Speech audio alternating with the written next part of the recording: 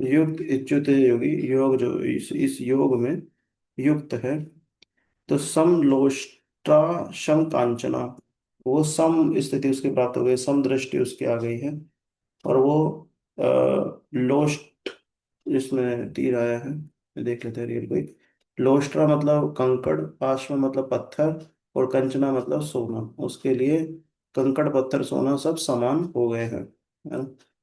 तो ये हमने समझा कि समान होने का मतलब ये नहीं है कि वो लोहा मिला तो उसको अलमारी तिजोरी में रख लेगा, और सोना मिला तो उसे फेंक देगा, या फिर सबको ही फेंक देगा, कंकड़ को ही फेंक देगा, सोने को ही फेंक देगा, क्योंकि उसके लिए सब समान है, ऐसा नहीं है।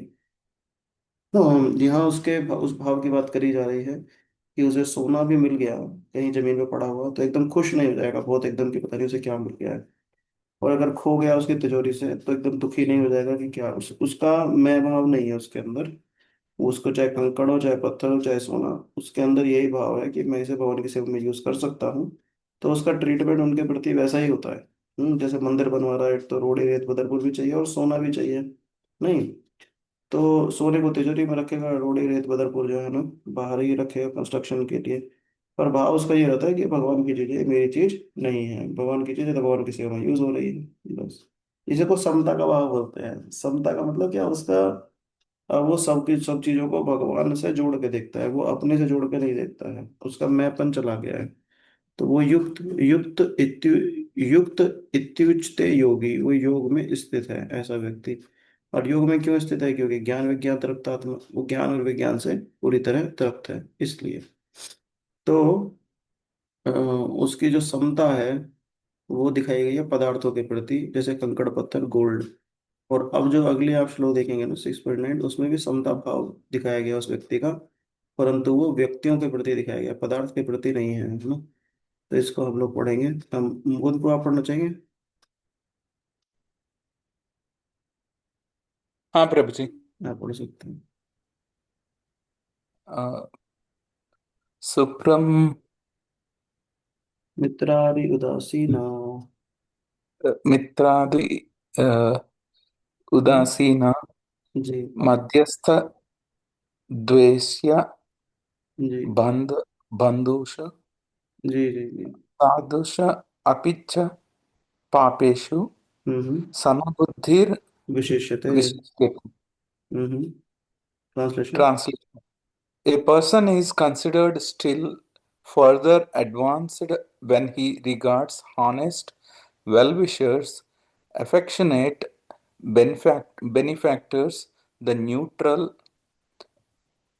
mediators, the envious friends and enemies, the pious and sinners, well with an equal mind. Hare Krishna. Thank you ji. तो हम यहाँ देख रहे हैं कि तो पिछले श्लोक में, मतलब 8वें श्लोक में जो बात आई, 8वें श्लोक में पदार्थों में समता बताई गई है ना। अब इस श्लोक में व्यक्तियों में समता बताई जा रही है।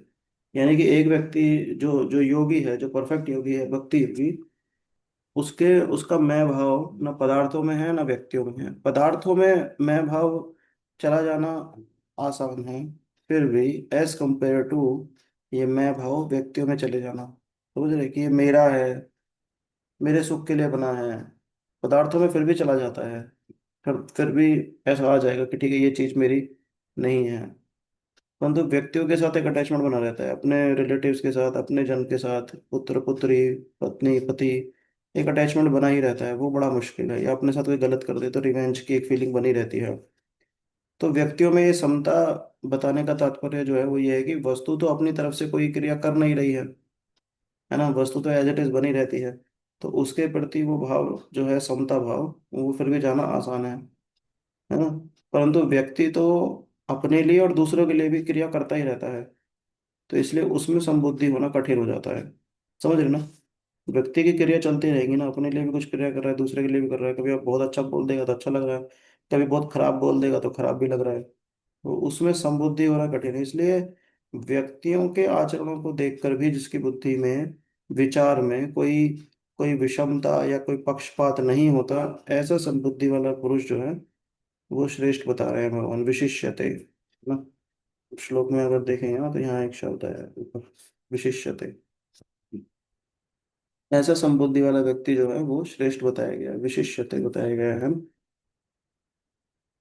तो सुहृद, सुहृद मतलब क्या होता है, जो वेल विशर है, जैसे माता पिता की तरह ही, पर ममता रहित होकर बिना किसी कारण के सबका हित चाहने वाला, है ना, और हित करने के स्वभाव वाला होता है, उसे सुहृद कहते हैं।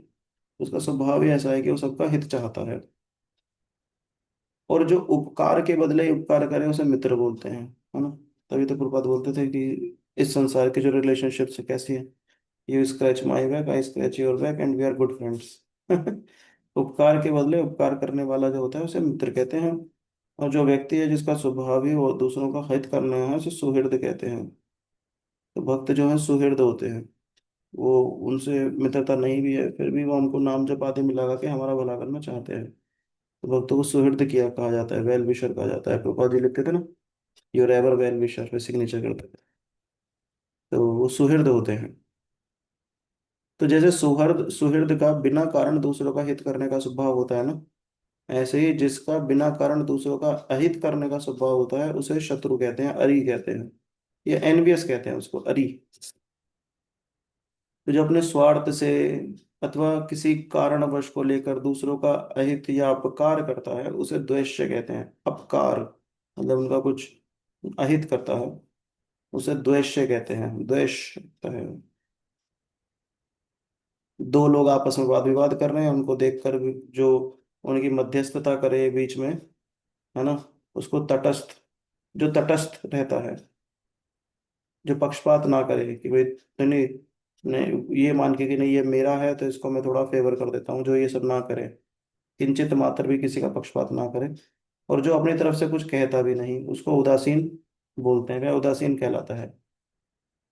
वो उदासीन हो गया, मैं ठीक है भाई, दोनों को सुन रहा है, जो सही है वो कह रहा है। जैसे जज होते हैं ना कोर्ट में, वो उदासीन हो गए। और सोचो कि एक पक्ष जो है उसका खुद का लड़का है, उसके लड़के ने गलत कर दिया और वो उसके लिए जज, तो वो उदासीन नहीं रहेगा। तो ऐसा जो योगी होता है वो ऐसा नहीं होता, उसके सामने उसका लड़का भी आ जाएगा तो वो उदासीन रहेगा, है ना। परंतु उसका जो भाव है तटस्थ रहने का, उस वाद विवाद को खत्म करने का, उसमें वो उदासीन रहता है। तो उन दोनों की लड़ाई मिट जाए, दोनों का हित हो जाए, ऐसी ऐसी चेष्टा करने वाले को मध्यस्थ कहते हैं। वो मध्यस्थता करा रहा है दोनों की।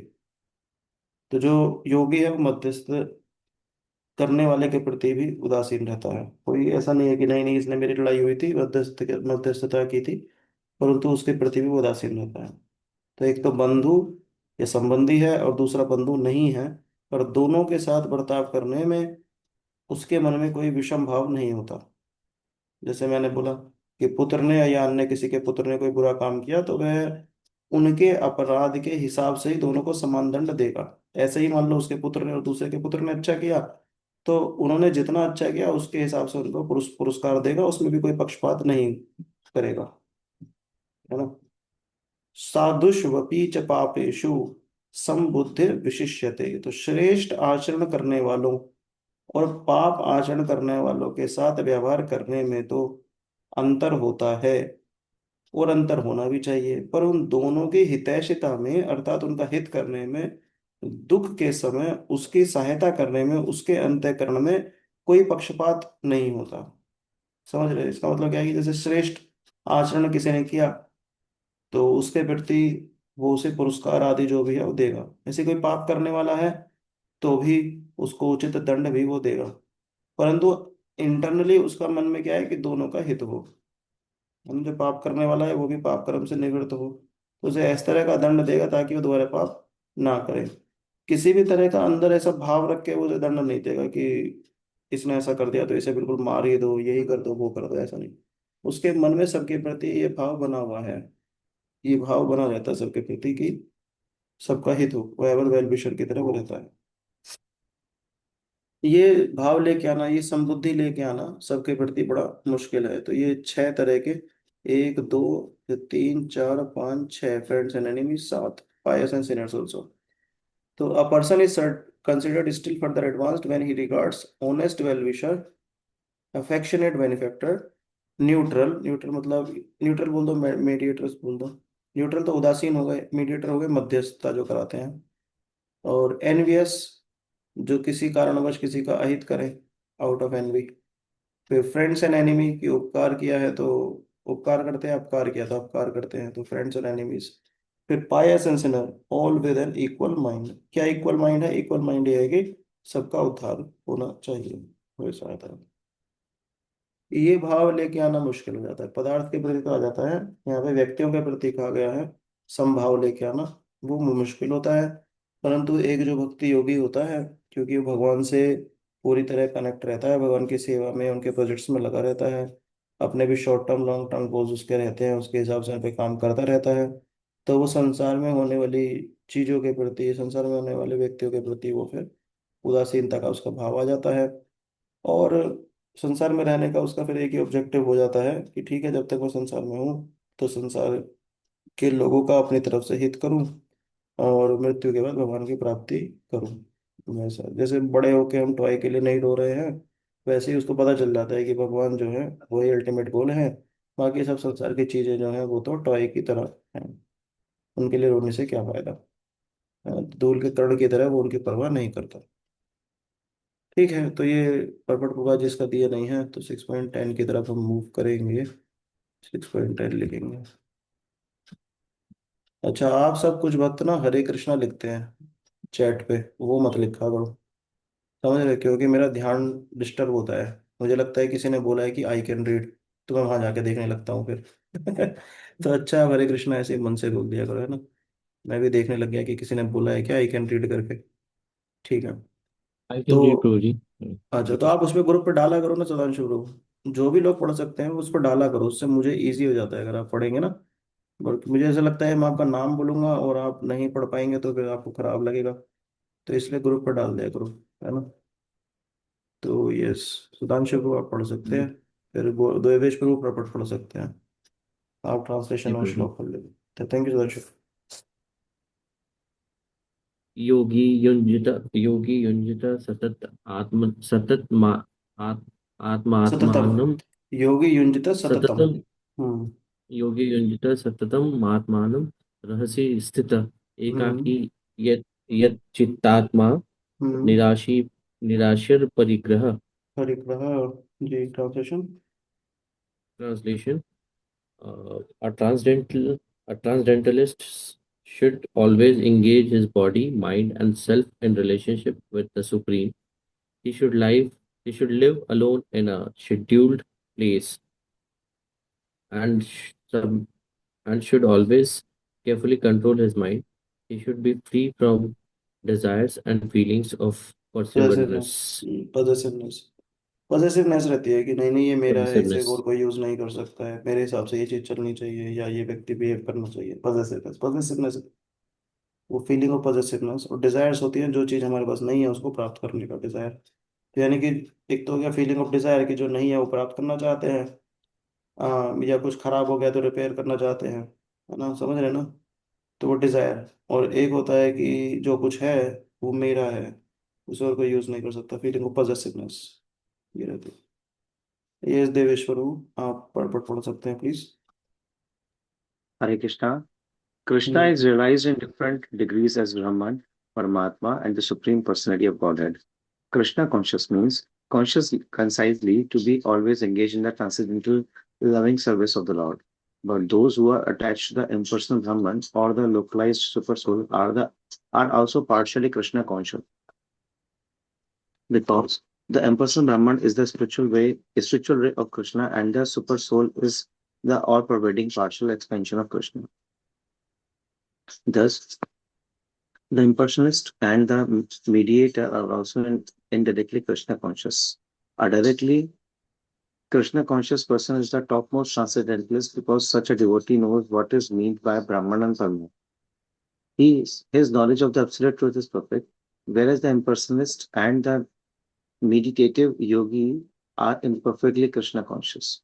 तो ये तीन Nevertheless, भगवान का all बताया गया है ना, ब्राह्मण, परमात्मा और सुप्रीम पर्सनालिटी ऑफ गॉड, है ना।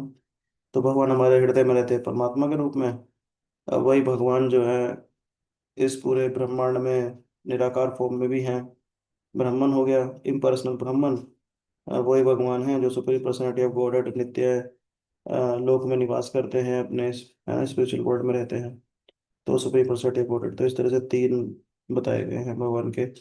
तो जो भक्ति योगी हैं वो डायरेक्टली भगवान का जो गोलोक वृंदावन में भगवान कृष्ण है उनकी पूजा करते हैं। तो समझ रहे हैं ना, मतलब इस तरह से वो लोग डायरेक्टली कृष्णा कॉन्शियस होते हैं, परंतु ये इनडायरेक्टली कृष्णा कॉन्शियस है, मतलब वही भगवान के जो परमात्मा और ब्राह्मण वाला रूप है पर्सनल, उसको पूजते हैं, तो इसलिए वो इनडायरेक्टली कृष्णा कॉन्शियस हैं।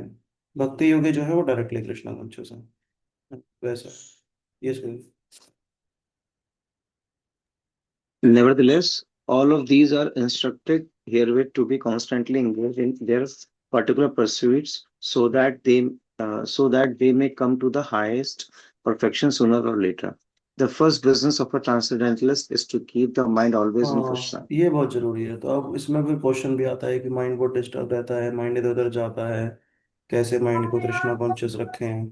तो उसके लिए मैं हमेशा ही बोलता हूँ कि अपने पास ना एंगेजमेंट्स रहनी चाहिए, सफिशिएंट एंगेजमेंट्स रहनी चाहिए, जो हम भगवान की मतलब सेवा में, जैसे कुछ प्रोजेक्ट्स हैं उस पर आप काम करते रहिए। जैसे मैं देखता हूँ प्रभु जी हल्दर स्वामी महाराज जी के जो डिसाइपल्स हैं, वेल विशर्स हैं, एस्पायरिंग डिसाइपल्स हैं, वो महाराज जी का वो ट्रांसक्रिप्शन का जो काम रहता है वो करते रहते हैं, तो वो एक माइंड को एंगेजमेंट मिली हुई है, तो उसी में वो लगे रहते हैं। ऐसे जो भक्तों का बिजी रहता है शेड्यूल, बहुत भी ऑफिस में बिजी इधर उधर, तो उनके मन में भी चलता रहता है कि हम माला करें माला करें, वो माला टाइम निकाल के माला करते रहते हैं। माइंड के पास इंगेजमेंट रहनी चाहिए, सफिशिएंट इंगेजमेंट होनी चाहिए कि भाई मुझे डेली साधना का ये पार्ट कंप्लीट करना है, स्टेटस भेजना है, स्टेटस भेजूंगा तो मैं ट्रैक पे रहूंगा, मेरा माइंड इंगेज रहेगा। तो माइंड कब ट्रेवल करता है, जब वो खाली रहता है ना, तब दिक्कत आ जाती है। तो जैसे जैसे first business of a student is to study, तो अपने माइंड को भी स्टडी में एंगेज करेगा तो इधर उधर नहीं जाएगा। ऐसे ही first business of a transcendental is to keep the mind always on Krishna, है ना। जो भक्ति योगी है उसका बन गया कि भाई मेरा माइंड कृष्णा में एंगेज रहे, कृष्णा में लगा रहे, तो कृष्णा में लगा रहे तो कृष्ण की सेवा में लगा रहे, है ना? तो एंगेजमेंट होनी चाहिए माइंड को हमारे में। खाली माइंड जो है फिर वो इधर उधर चला जाता है, फिर जल्पा में, दोष दृष्टि में, इसमें चला जाता है। ठीक है, आगे बढ़ते हैं। तो शायद इसलिए कहते हैं प्रभु जी खाली दिमाग हम्म। शैतान का घर. हाँ, उसमें कोई गलत विचार आने लगते हैं ना, ये सब। Yes, yes. जिसमें One should always think of Krishna and not forget him even for a moment. Concentration of the mind on the Supreme is called samadhi or trance. In order to concentrate the mind, one should always remain in seclusion and avoid disturbance by external objects. He should be very careful to accept favorable and reject unfavorable conditions that affect his realizations. And in perfect determination, he should not hanker after unnecessary material things that entangle him by feelings of possessiveness. All these perfections and precautions are perfectly executed when one is directly in Krishna consciousness. Because direct Krishna consciousness means self abnegation, wherein there is very little chance for material possessiveness. Srila Guru Goswami characterized Krishna consciousness in this way. Anasta, Anasaktya Vishayan Yat, uh, Yat translation पढ़ लीजिए वाला Dharma. Bit, हाँ direct translation पढ़ Okay. लीजिए। When one is not attached to anything but at the same time accepts everything in relation to Krishna, one is rightly situated above possessiveness.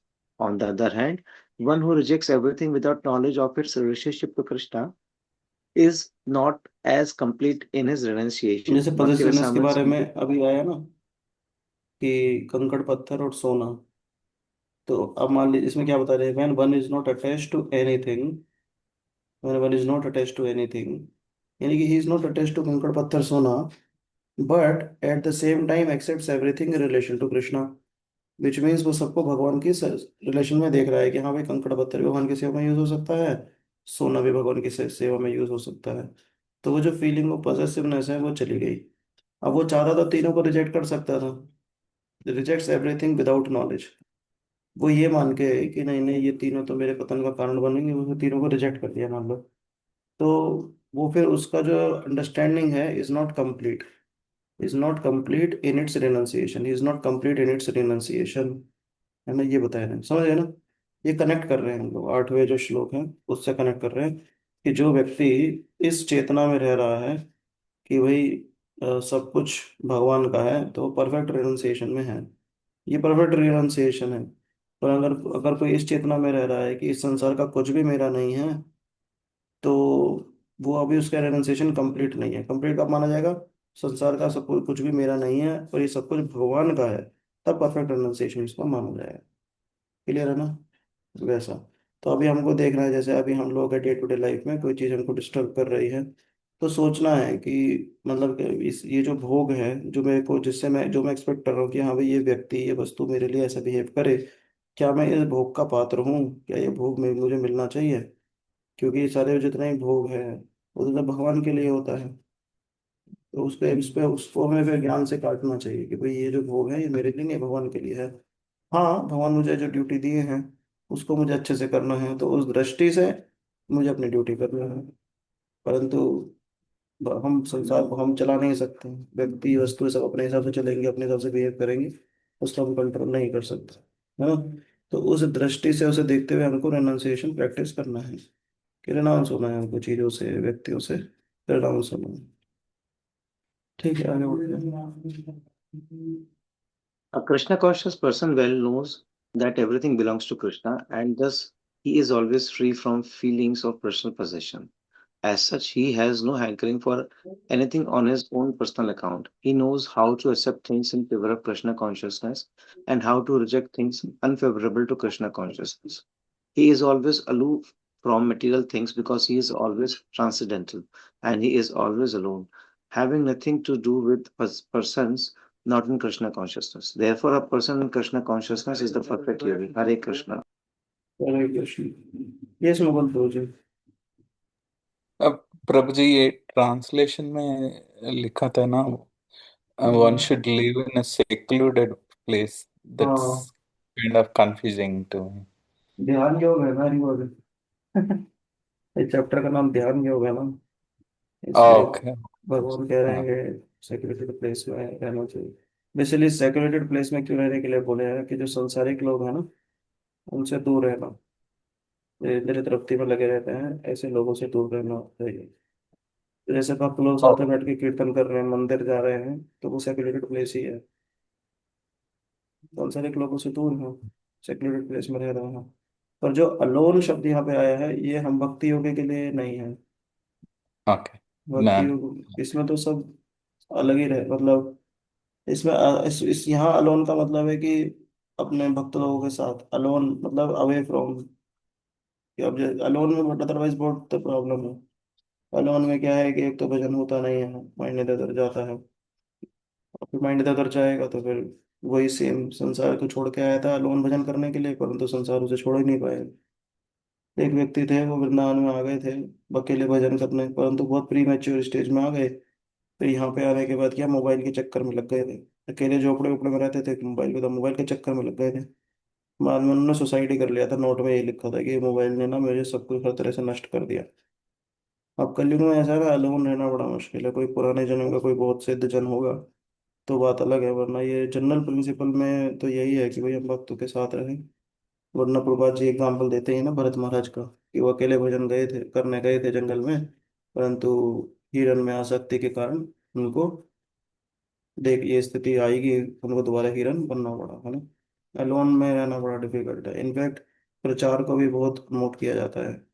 प्रचार करेंगे तो बोले भक्तों से घिरे तो रहेंगे, है ना, सुनते रहेंगे सुनाते रहेंगे, तो भक्तों के बीच में रहेंगे। अगर हम इस पे से सिद्धांत को कह दें कि चलो 16 माला 4 नियम पालन, चलो आपकी दीक्षा हो गई है, 16 नियम 4 नियम पालन, तो भी वो मुश्किल है आज के युग में ना, बिना संग के। बिना संग के तो बहुत मुश्किल है। इसलिए यहाँ पे जो आया है इसलिए आया क्योंकि ध्यान योग का चैप्टर है ना ये। तो इसलिए बोल दिया है कि ठीक है आप वन में चले जाओ, सेक्लूडेड प्लेस में रहो, और वहाँ पे भगवान पे ध्यान लगाओ। परमात्मा ब्रह्मन जो भी है वो उसके उस रूप पे, और ध्रुव महाराज की तरह अपना उद्धार कर लो। बट ये एक तो अलोन प्लेस मिलना डिफिकल्ट है, और हमारे लिए सेक्लूडेड प्लेस का मतलब यही है कि हम संसार से निकले, मंदिर जाएं, भक्तों के संग में रहें, जहाँ प्रोग्राम्स हो रहे हैं भक्ति वृक्ष आदि, उस प्रोग्राम्स में जुड़े और अपना उद्धार कर लें। तो ध्रुव महाराज अपना उद्धार कर लिए क्योंकि वो युग वैसा था, परंतु आज का युग डिफरेंट है। ये सब मुश्किल है आज, तो हमको वो रिस्क नहीं लेना बिल्कुल भी। हम भक्तों के समाज में रह के भजन कर सकते हैं। ठीक है ना, बहुत बहुत हाँ प्रभु जी, या ठीक है। तो will thank stop. Thank you ji, will stop now. आप सब भक्तों का बहुत धन्यवाद। इसके आगे हम लोग कल करेंगे। वांछा कल्पतरुभ्यश्च कृपा सिंधु एव च पतितानां पावनेभ्यो वैष्णवेभ्यो नमो नमः। अनंत कोटि वैष्णव की जय, श्रील प्रभुपाद की जय। हरे कृष्ण। हरे कृष्णा प्रभु जी। हरे हरे कृष्णा कृष्ण प्रभु हरे प्रियंका जी। माता कृष्णा जी। प्रभु। हरे कृष्णा मुकुंद प्रभु माता हरे जी। कृष्णा प्रभु ji, thank you so much. Hare Krishna Raman प्रभु, thank you. Hare Krishna Thank you Hare प्रभु so जी। कृष्ण much. प्रभु जी। हरे कृष्णा पूजा माता जी, शोभी माता जी। हरे हरे कृष्णा। कृष्णा प्रभु जी। हरे कृष्णा नारायणी माता जी। हरे कृष्ण Thank प्रभु you, जी। Sadhguru. हरे हरे देवेश प्रभु। हरे कृष्णा सुधांशु प्रभु। हरे कृष्णा हरे प्रभु कृष्णा जी। अंकल जी। हरे कृष्णा हरे प्रभु जी। कृष्णा आंटी जी।